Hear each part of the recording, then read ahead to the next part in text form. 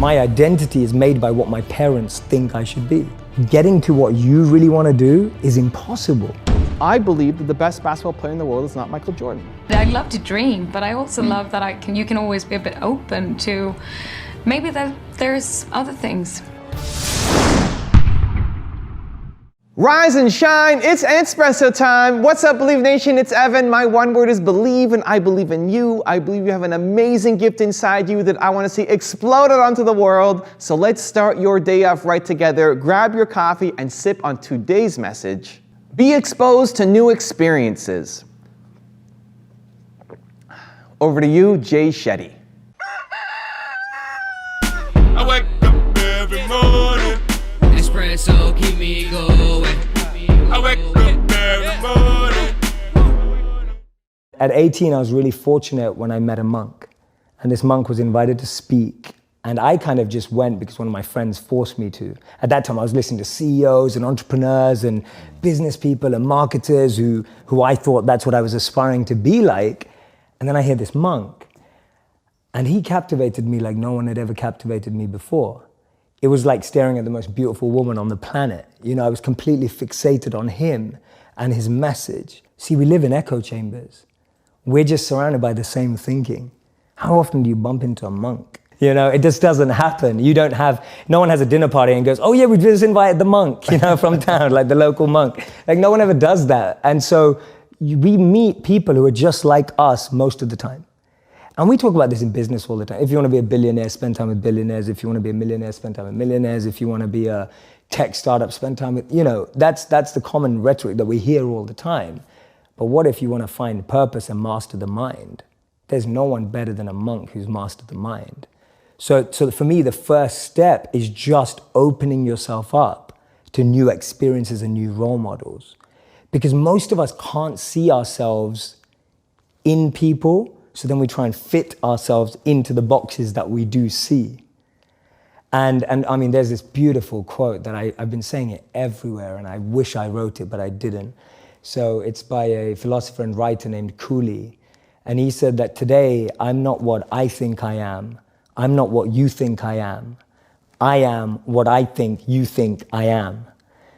Right? And just let that blow your mind for a moment. It's so powerful. I'm not what I think I am. I'm not what you think I am. I am what I think you think I am. So we live in this perception of a perception of ourselves. Hence, my identity is made by what my parents think I should be. My identity is made up by what my college or university thinks I should achieve. While you're living in that bubble and that echo chamber, getting to what you really want to do is impossible because maybe that just doesn't fit. And I think so many people feel that way today, that they don't fit into the current education system. They don't fit with the 3 or 4 or 5 careers that you're taught exist. So that process of self-excavation and actualization first requires being exposed. You can't be what you can't see. If I never saw a monk, I would never have wanted to be a monk. If I never meet a billionaire, I wouldn't want to be one because I wouldn't know what that feels like. I don't know what it looks like. I don't know what it takes. And I think that's the biggest challenge of our society, that we're not exposed. So that's the first step, being exposed to unique experiences and role models. Second step is finding that experience or role model that you're passionate about, and exactly like you said, taking it seriously. Shadow them, network with them, spend time with them, observe them, even from afar. It takes that observation, being addicted to observing that person's lifestyle. And then the third step is going yes or no. Does that work for me? Not everyone who's going to go off and become a monk is going to feel like the way I did, and that's cool. But not everyone is going to go and follow and shadow a billionaire and go, that's exactly the lifestyle I want. They may want the result, but do they want the hard work that goes with it? And so for me, that's the third step. It's observing, focusing, shadowing, getting as close to the process of that individual, and then going yes or no. Do I want that process? Not do I want the result? Everyone wants to be that monk who's fully enlightened, you know, can walk through, has an incredible aura that people just gravitate towards. But when you realize he has to wake up at 2 a.m. every day and sleeps about 4 to 6 hours, you're like, you know, I don't want to do it. That doesn't sound like me. You don't know what you don't know. When you can really wrap your head around this, when you realize that you think you know what you want, you think you know the path that you should be going down, but you actually don't know until you go out and experience it. And there's an entire world out there that you don't have a concept of until you start saying yes and trying things. Until you embrace that, until you recognize that you don't know what you don't know, you're going to be constantly living in this box of what is known to you, and that's a very limited life. I have a philosophy that's really served me well, which is I like to say yes to everything, at least once. I'll say yes to it once and just see how I feel about it. Try not to judge it and just say yes, experience it, and see if it's for me and if I want to go back and do it again. So 3 quick examples of things I've said yes to. I tried rock climbing, I tried snowboarding, and I tried salsa dancing. I tried rock climbing, even though I'm afraid of heights. I don't like heights. They don't suit me well, but I'm like, okay, you know what? I'll go once, we'll see what it's like. I got in the harness. I wasn't a huge fan of it.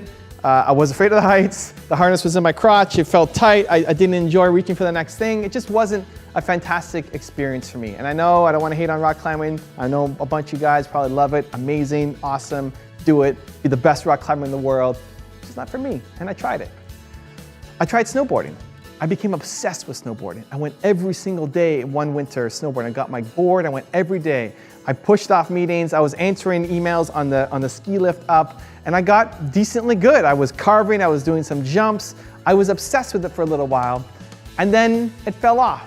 I went every day in one winter, then the next winter I went maybe 4 or 5 times with Nina, and then the next winter I stopped, and I didn't go back this winter either, and it's gone. I haven't gone snowboarding. We're probably gonna sell our snowboards. But I tried it. I know what it's like. Mad respect for everybody who loves snowboarding.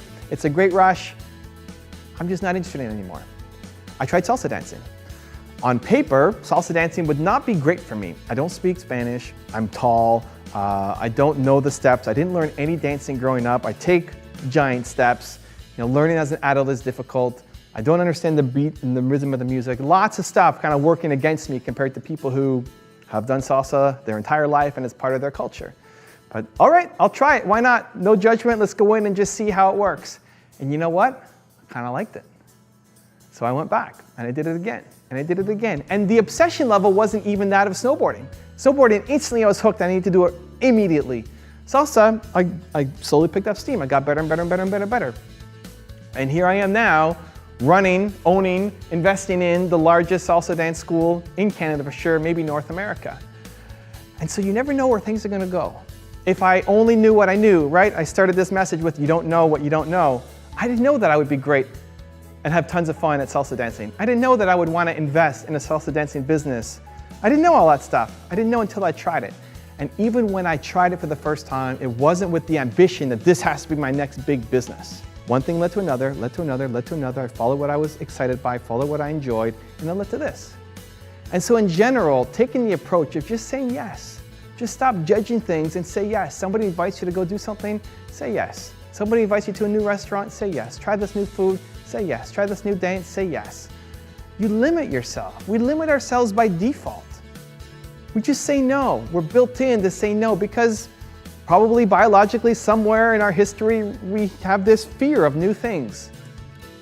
But you will never discover what you have Michael Jordan level talent at, what you could be the best in the world at, if you're not trying a whole bunch of things. I believe that the best basketball player in the world is not Michael Jordan. The best basketball player in the world is an accountant right now because he never picked up a basketball, because he never tried. Everybody should try basketball. Everybody should try Italian food. Everybody should try to be an entrepreneur. Everybody should try to launch a YouTube channel. Everybody should try as many things as possible, especially early on in life. Don't get locked into a certain path only because this is what your parents want you to do, or this is what the family has always done. Try that path. It may be great for you, but chances are it's not. Like, most people don't end up wanting to be like their parents. Most people end up being like their parents, but they don't want that.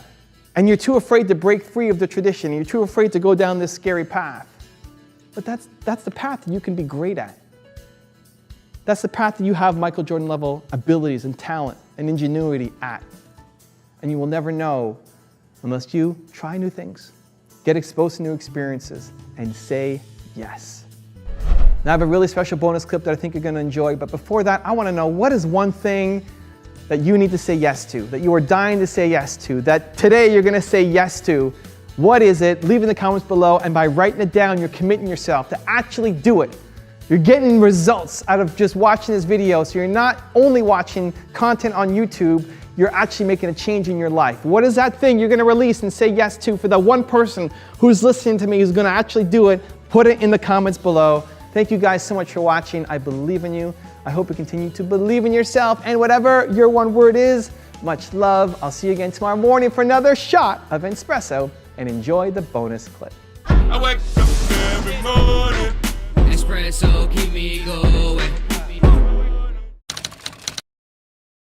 Like I said, I love to dream, but I also love that you can always be a bit open to maybe that there's other things you want to do too. That's also something, being an actor, that thing of, I think it's maybe a good thing to be open to that you could do other things. It's a bit like when I decided not maybe to act, because I thought that my life was taking another turn, and that was suddenly the first time a door actually opened for me to get the chance to act. And I think to do other things and to kind of step out to this industry and have other experiences will hopefully give you more tools to act. So maybe that could be something. Go away and do something completely different and then get back to it. I think it's probably good to step back from one's work for a while and try something totally new. I think it does revitalize your original enthusiasms, and that's what it has been like for me over the last few years. And now that I have ventured back into something that's very personalized, it does seem that there's been a lot brewing, and it is just, thank God this is visual. So let me give you the one-word secret to happiness. One word. This is all you need to be happy. The most important word ever. If you had to think of one word that's most important to you, or that sums you up, or that would be kind of like a little beacon. If you want another amazing video highlighting excellence in the Indian community, check it out right there next to me. I think you'll enjoy it. Continue to believe, and I'll see you there.